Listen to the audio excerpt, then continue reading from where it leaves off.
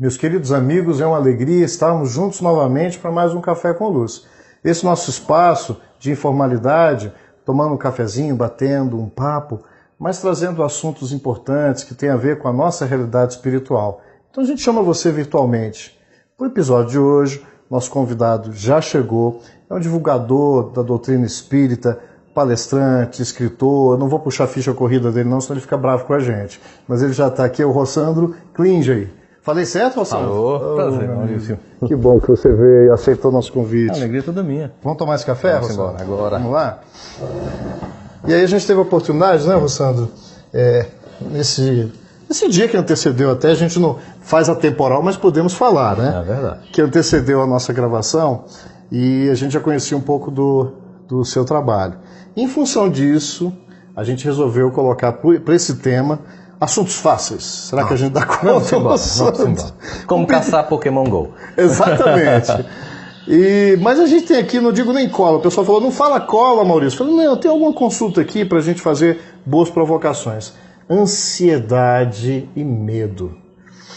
É interessante porque esse assunto está fugindo apenas da dinâmica interna do set terapêutico, né? Dos ambientes.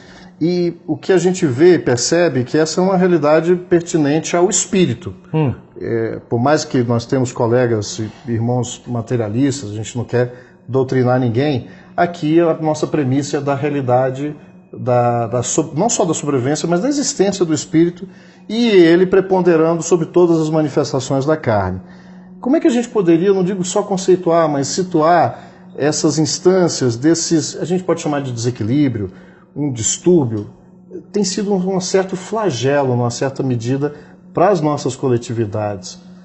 Começa um pouquinho com isso, Rossandro, para a nossa reflexão desse café? Na verdade, Maurício, a gente começa a perceber que a ansiedade, ela faz parte da conduta humana de tempos imemoriais. A gente pega livros de todas as manifestações de espiritualidade, do Bhagavad Gita, o Corão, a Torá, né, as Sutras de Buda e o Evangelho, que a gente muito bem conhece, e que nos inspira, e a gente percebe que há, sim, uma tentativa do alto de nos focar no presente.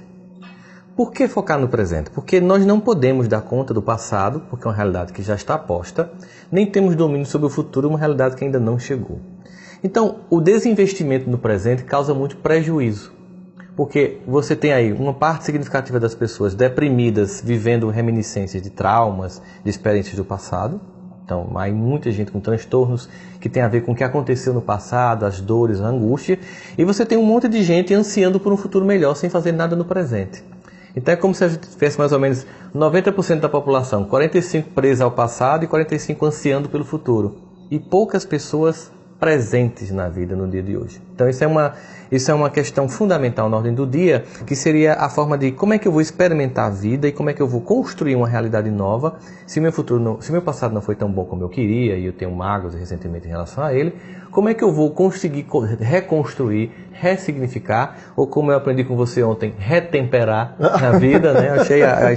Achei muito interessante essa palavra. Como é que eu vou conseguir retemperar a vida se eu continuo preso ao passado, ansiando por uma solução que vem no futuro como se fosse uma pessoa que não fosse eu, que fosse dar. Então o Evangelho ele faz com que a gente foque no presente. É um convite a não vos preocupeis com o dia de amanhã. Né? A gente até separou aqui para depois buscar aqui a palavra do Cristo. Então, é nesse sentido, ou seja, você tem energias que você tem que dar conta do hoje. Você tem energias que você tem que dar conta das muitas experiências do presente e viver isso. A gente percebe, por exemplo, Maurício, hoje isso muito mais fortemente com as redes sociais. Às vezes você chega num restaurante ou mesmo numa casa com a família e você está lá, todo mundo no WhatsApp ou no Instagram ou no Facebook, sem interagir. As pessoas não vivem o presente. Até o presente de estar com, por exemplo, imagina aqui eu e você fazendo um programa desse e você, Rossandro, só um minutinho que eu vou aqui responder o WhatsApp. Imagina. Isso é uma deselegância, mas eu não estou com você. Eu não estou presente aqui. Eu estou, mesmo no presente, ausente. É difícil às vezes, é por isso que eu gosto desse espaço e outros espaços. Aqui está sendo televisionado, mas é uma motivação para a gente, até falava isso antes, da gente conversar mais, porque parece que quando a gente senta para bater papo, parece que a premissa é vamos falar bobagem, né? E não é assim, e também não é para ser chato. Mas uma coisa que tem desafiado, eu vou dizer pela minha limitação, é a gente buscar entender, porque a resposta mais fácil é dizer, a ansiedade está nas coisas que nos causam ansiedade. Talvez o uso da tecnologia, ou a gente inculpar o outro, ou os cenários que a gente está inserido, os problemas sociais, a violência, as incertezas, porque a vida tem vicissitudes. Eu me lembrava da pergunta, eu estou com ela decorada porque a gente estudou recente, a 132 do Livro dos Espíritos, que Kardec pergunta qual é o objetivo da encarnação. Não precisa de passar por todas as experiências que são difíceis na própria relação, a limitação carnal por si só, e ele fala, os Espíritos falam que Deus impõe por uma necessidade evolutiva. As palavras não são essas, mas nós precisamos passar pelas vicissitudes. Então não é o fato da vicissitude em si, e aí vamos botar uma série de coisas nessas vicissitudes, que vai me gerar por si só essa ansiedade. E mais uma provocação para você pensar sobre isso.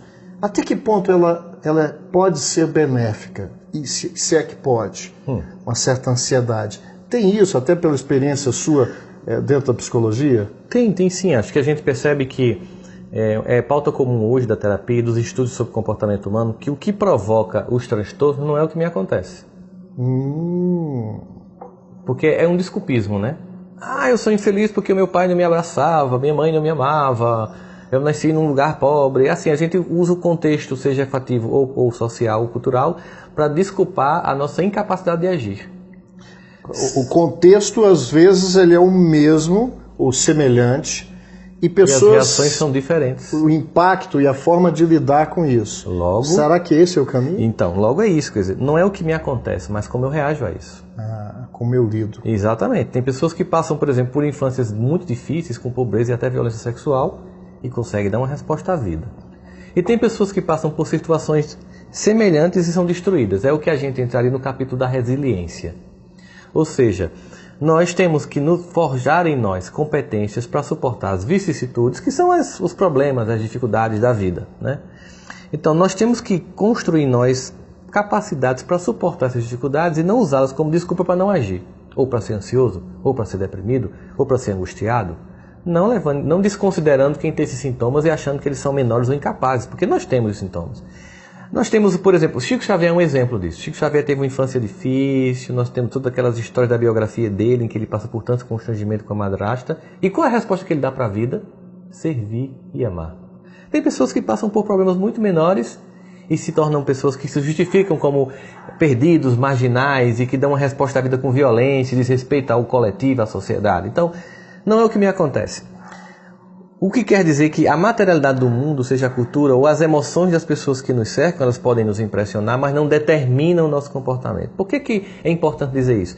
Porque muita gente usa isso como desculpa para não mudar. Tem até as frases da cultura, né? Filho de peixe, peixinho é. Pau que nasce torto, morre torto. Eu costumo dizer que isso não serve nem para pau, porque se você pegar uma árvore, gente, tá troncha, botar um pedacinho de pau reto, enroscar, ela vai seguindo um novo caminho.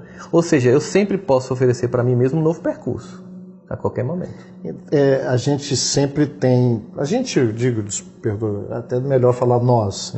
Mas nós ainda temos, numa certa medida, uma grande dificuldade em trabalhar isso com uma responsabilidade maior, sem uma autoflagelação, que nós também vamos falar isso mais para trás. Mas assumir de forma serena, talvez pela falta do exercício do autoconhecimento, que a palavra é bonita, mas na prática, não sei se eu estou querendo simplificar demais, Sandro, é da gente perceber efetivamente o que ainda eu me deixo impactar. Será que eu estou abdicando da minha capacidade de escolher? Porque diante das circunstâncias difíceis, acho sempre muito bonito os casos da história, mas eu posso escolher, eu posso começar a ter um dia difícil. O carro dá problema, ou se eu não estou do carro, o transporte coletivo que não está melhorando, as circunstâncias de saúde que podem estar agravadas. Isso não quer dizer que eu não vá correr atrás das soluções. Mas e se tudo aquilo que está entre aspas no meu controle, eu tiver consciência de que estou fazendo o possível para melhorar? Por que eu não faço a escolha de dizer, eu preciso me serenar? Porque senão paz vai ser sempre um sinônimo de ausência de conflito ou de perturbação. Então não vai ter paz na Terra. Essa é uma visão infantil de paz. É uma visão de um mundo cor-de-rosa, em que eu só navego no meu barco da vida quando o mar estiver calmo. Eu acho infantil quem amanhece o dia e faz, Jesus, que hoje seja um dia tranquilo, não esteja problema no trabalho, que eu termine o dia bem. É sempre assim, deixa o mundo zen para eu ficar zen. Na verdade, a ideia é assim, que eu possa me capacitar para, não importa quais sejam as ondas turbulentas da navegação do dia, eu consiga chegar até o final do dia e consiga fazer isso de forma serena, tranquila. Então essa é a construção de uma capacidade que não pede para que o mundo mude, mas que, independente de como o mundo esteja, eu consiga ter minha paz interna. Então a gente não precisa abdicar de um olhar realístico, sóbrio, frente às situações desafiadoras, coletivas, individuais.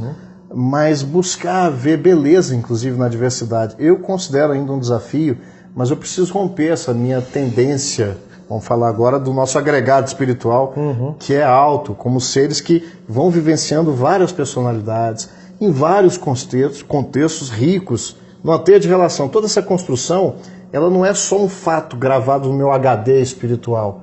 Eu carrego emoções, eu carrego sentimentos, e que eles agem como ressonância, porque essa nossa conversa aqui, ela pode virar um déjà senti, um déjà vu.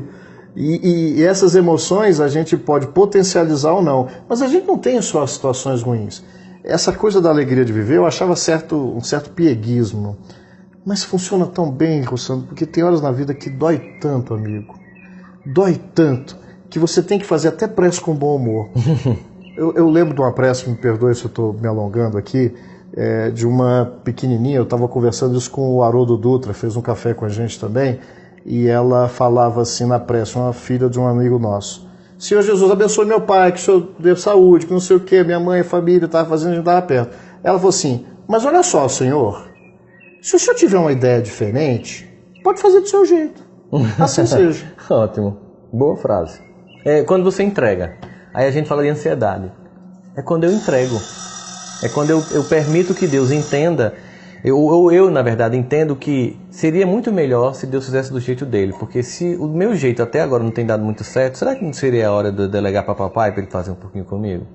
Será, pessoal? Vamos fazer um pequeno suspense e ouvir a campainha do pão de queijo. Tá pronto o pão. A gente vai fazer um pequeno intervalo, você busca aí o seu petisco, o seu copinho d'água, não importa. Daqui a pouco a gente volta já com o Rossandro, falando mais sobre ansiedade e os nossos medos. A gente volta já já.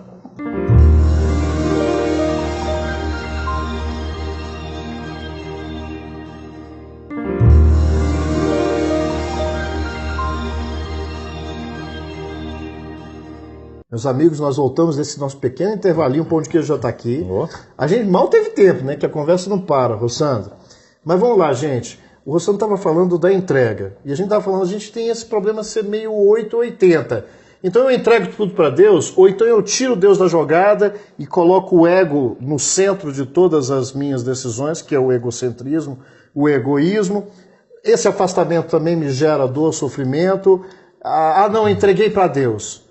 Que fé é essa que a doutrina espírita resgata no pensamento lúcido do Cristo?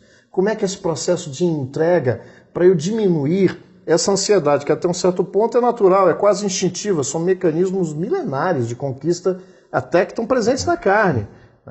O instinto resolvendo situações perigosas e tudo. Aí a gente encharca o organismo com adrenalina, cortisol. Pega daí, como é que essa entrega entra numa medida certa? Equilibrada. A gente vê o próprio Evangelho nos aconselhando: faz a tua parte que o céu te ajudará. Eu acho que tem gente que pega a Bíblia, inverte e lê assim: o céu vai me ajudar para eu fazer a minha parte. Eu tive uma experiência muito interessante. Chegou um paciente concurseiro, que é aquela pessoa que está ajudando a fazer concurso público. E já vive uma ansiedade natural, porque está lá enfrentando uma concorrência muito grande. Chegou para mim e disse: não, este concurso é meu, este eu passo. Aí eu disse: gostei da convicção. E de onde vem essa convicção? Porque convicção tem que ter uma fonte. Ele disse: não, ontem eu tive uma conversa séria com Deus e disse: olha, Deus, esse concurso você tem que me dar, é meu. Me ajuda a passar. Aí ele fez uma pergunta: o que é que você acha? Aí eu respirei e fiz: eu acho 3 coisas. Ele disse: então diga. Primeiro, eu acho que se você teve uma conversa séria com Deus ontem só, está atrasado, porque da parte dele sempre é séria a conversa. 2, eu não tenho dúvida que por ele amar profundamente, ele vai lhe ajudar a passar nesse concurso. Aí fiquei em silêncio. Aí ele: que bom que você está me apoiando, mas e a terceira coisa que você queria dizer? Bom, é que até onde eu li nos livros das religiões de todos os campos da conquista da fé humana, há um conceito comum que perpassa todas as crenças: é que Deus é justo. Logo, se Deus é justo e ama a todos a sua criação, Ele vai ajudar você e todos os outros que estão inscritos no concurso. Então, quem você acha que vai passar? Eles constrangidos. Quem estudar mais, né? Claro, porque Deus não vai dar cola para você. Então, essa responsabilidade minha não é tirada. É infantil delegar para Deus, terceirizar a evolução. Eu não posso terceirizar a evolução e delegar para Deus uma tarefa que é minha. Mas eu conto com Ele, sobretudo para resolver aquelas coisas mais dramáticas, aquelas dores mais que nos faz sofrer tanto. Aquelas que nos curvam obrigatoriamente. Essa entrega, aí eu digo que essa entrega tem que ser total. Eu digo sempre que a gente entrega a Deus. Você lembra de Whoopi Goldberg na cena de Ghost, quando ela vai entregar o cheque à freira? Que dói. Que ela entrega o cheque, puxa, cheque, entrega. A gente entrega mesmo as coisas assim para Deus. De borracha aquele cheque. De borracha. Né? A gente vai entregar, Deus, não consegui não, resolve para mim. Aí quando Deus puxa para resolver, não, mas deixa eu tentar de novo. Não, deixa eu tentar do meu jeito. Então, é nessa entrega, assim, que assim, é quando os meus recursos se esgotam. A gente tem aí talvez um dos livros que é considerado um livro que faz parte da literatura mundial, que é o livro de Jó. Que é um homem que passa por tanto constrangimento que não resta a ele uma outra alternativa que não seja a entrega. Essa entrega, ela nos arroja uma condição psicológica que é fruto do livro que eu lancei esse ano pela Federação Espírita do Estado de Goiás, que é o deserto.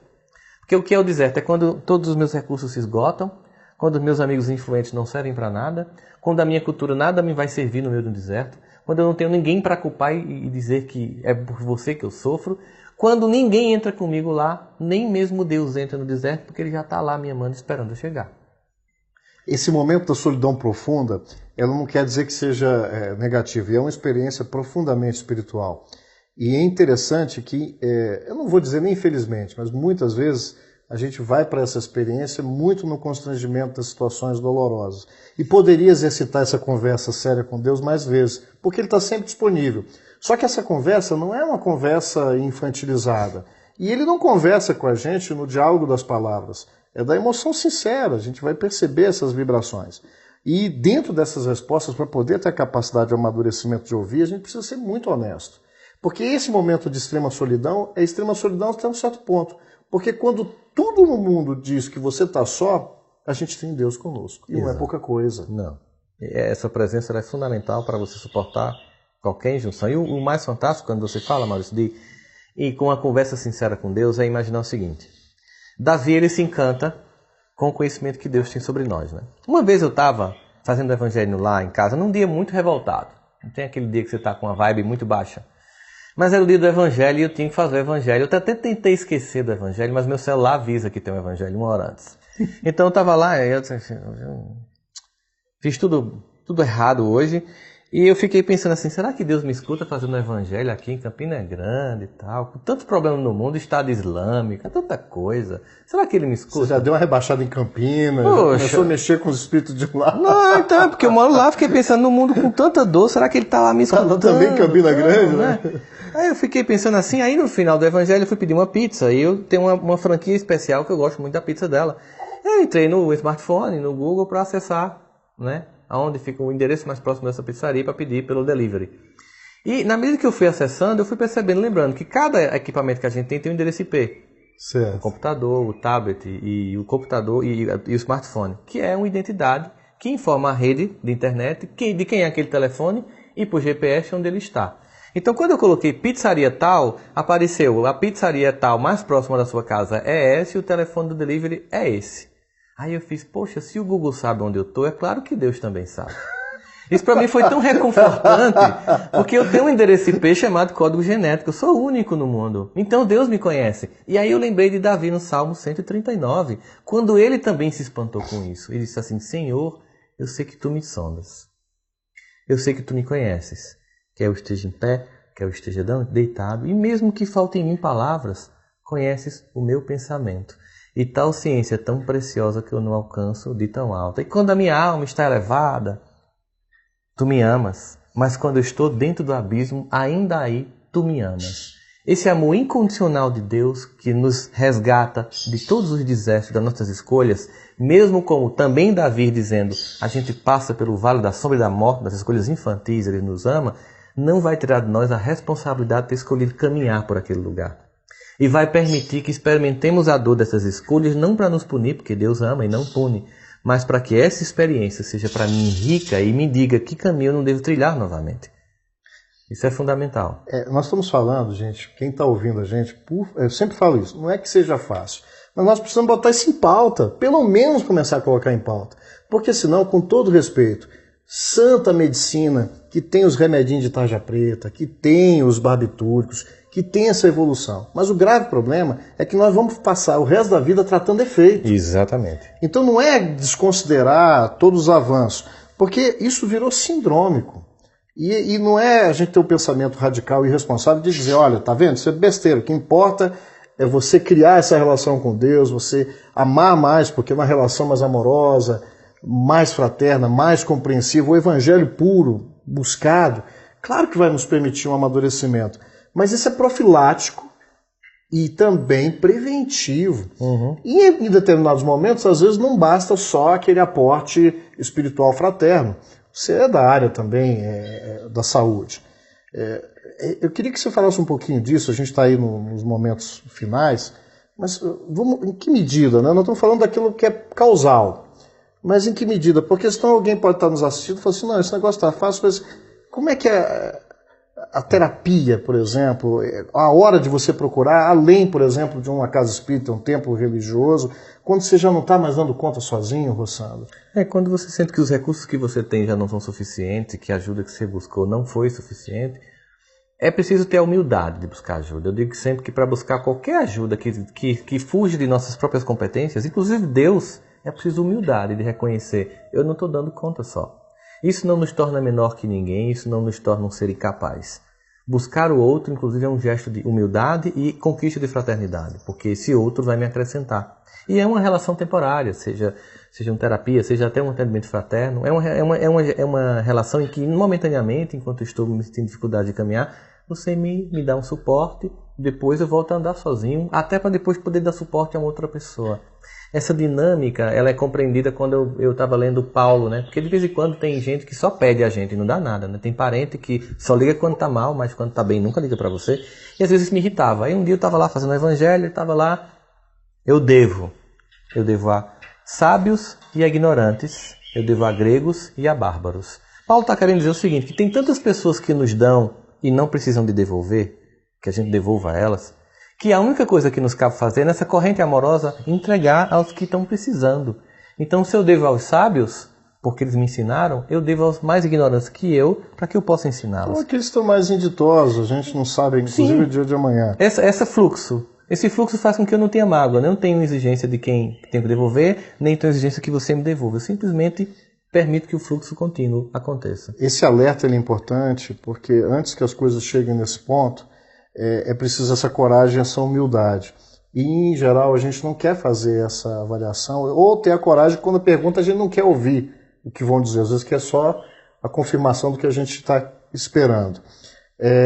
Porque quando você ainda busca uma ajuda médica, ainda tudo bem. E o pior é quando essa fuga não é só para os remédios, não é só para o efeito. E quando eu vou tentar disfarçar ou tratar de forma equivocada essa ansiedade, das formas mais absurdas, nas viciações, nesse anestesiamento que o álcool ou o divertimento desregrado, numa busca de uma felicidade artificial, quando a gente começou a falar desse bate-papo, dos flagelos finais, por aí. Eu estou vendo ali, o Rafa levantou a plaquinha de 3 minutos, eu vou só pegar uma frasezinha e você fecha assim. Eu combinei com o Rossandro, quando a mãozinha fosse aqui, ele para, porque senão eu vou ter que cortar ele. Rossandro, Mateus capítulo 6, eu vou pegar do versículo 29. Não, 29 não, ó. Vou pegar do 30. Se a erva do campo que hoje existe amanhã é lançada ao forno, Deus assim as veste, muito mais a vós, homens de pouca fé. Portanto, não vos inquieteis, dizendo que comeremos, que beberemos, que vestiremos, pois estas coisas os gentios buscam. De fato, o vosso Pai Celestial sabe que necessitai de todas essas coisas. Buscai primeiramente o reino e a sua justiça, e todas essas coisas vos serão acrescentadas. Ele não fala para a gente não se ocupar, ele fala para a gente não se inquietar. Fala para a gente buscar algo primeiro. Buscando o reino de Deus, eu não estou entregando tudo para ele, eu estou fazendo a minha parte. É por aí, Rossandro? Claro. 2 minutinhos só para claro, gente... No momento em que eu faço a minha parte, no momento que eu busco o reino de Deus e a sua justiça, no No momento em que eu busco Jesus como modelo para a minha vida, eu entendo que eu tenho responsabilidade sobre a minha vida e sobre a de quem está perto de mim, sobre o mundo do qual faço parte. Então, se eu sou uma pessoa que vivencio a relação com Cristo, eu não vou delegar para os outros uma tarefa que é minha. Estudar honestamente, fazer um trabalho decente, procurar progredir materialmente por um trabalho honesto. Então, você não vai mais precisar focar nisso. O grande chamamento é, não foca nisso. Não é só isso, não é ter uma casa massa, não é ter um carro legal, não é viver viajando. Isso você pode conquistar naturalmente, porque no momento que você entra no fluxo da responsabilidade, do relacionamento com Deus, isso vai vir como consequência natural do trabalho honesto, do estudo competente. Então você não vai ter que se preocupar, porque a ansiedade vem de quem quer receber sem plantar. Mas quem planta não tem ansiedade, porque sabe que tem um tempo de plantar, de germinar e de colher. Meus amigos, a gente vai se despedir por hora. Só nesse momento, a gente vai engatar um outro café aqui agora, tá bom? Vou logo avisando vocês. Mas assim, a gente quer agradecer a presença sua, Rossandro, e fazer esse convite amoroso para os nossos telespectadores, que a gente busque pensar mais sobre essas questões. Não importa a tua corrente filosófica ou religiosa, mas que a gente traga isso de uma forma serena, honesta, com corações que se importam conosco. Eu vou te agradecer. Eu que agradeço, meu irmão. Beijo no coração do Rossandro, um beijo no coração de todos, e a gente se encontra no próximo café. Até daqui a pouquinho.